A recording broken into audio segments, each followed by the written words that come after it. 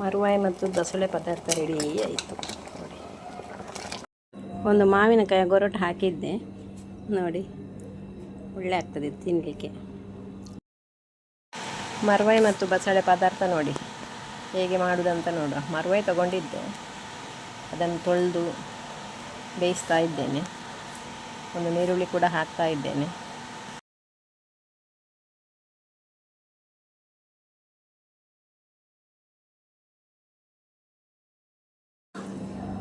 ಮರುವಾಯಿ ಬೆಂದಿದೆ. ಇದರ ಒಂದು ಚಿಪ್ಪು ಒಂದು ಸೈಡಿಂದ ತೆಗಿಬೇಕು, ಇಲ್ಲಾಂದರೆ ತುಂಬ ಆಗ್ತದೆ ಅದು. ಸ್ವಲ್ಪ ಬಸಳೆ ಕೂಡ ತೆಗೆದಿಟ್ಟಿದ್ದೇನೆ, ನಮ್ಮದೇ ಬಸಳೆ ಇದು. ಬಸಳೆ ತುಂಡು ಮಾಡಿ ಬೇಯಿಸ್ಲಿಕ್ಕೆ ಇಡುವ.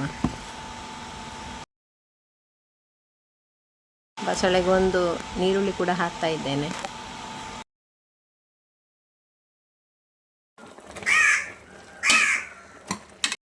ರುಚಿಗೆ ತಕ್ಕಷ್ಟು ಉಪ್ಪು ಹಾಕ್ತಾ ಇದ್ದೇನೆ. ಈಗ ಸ್ವಲ್ಪ ಮೆಂತ್ಯ ಹುರಿಯುವ, ಆಮೇಲೆ ಕೊತ್ತಂಬರಿ ಕೂಡ.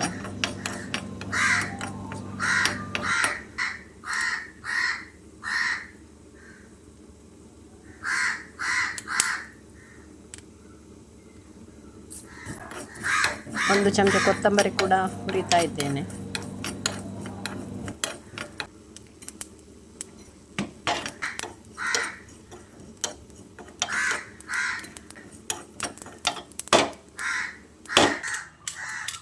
ಒಂದು ಗಡಿ ತೆಂಗಿನಕಾಯಿ ತಗೊಂಡಿದ್ದೇನೆ, ಖಾರಕ್ಕೆ ತಕ್ಕ ಮೆಣಸು, ಸ್ವಲ್ಪ ಕೊತ್ತಂಬರಿ, ಚೂರು ಮೆಂತೆ ಎಲ್ಲವನ್ನು ಹಾಕಿ ಕಡಿಯುವ. ಚೂರು ಹುಳಿ ಹಾಕುವ, ಸ್ವಲ್ಪ ಅರಶಿನ ಹಾಕುವ.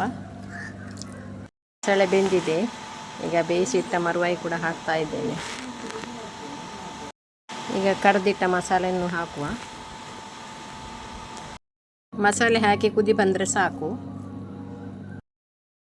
ಬಸಳೆ ಮತ್ತು ಮರುವಾಯಿ ಪದಾರ್ಥ ರೆಡಿ ಆಯಿತು ನೋಡಿ.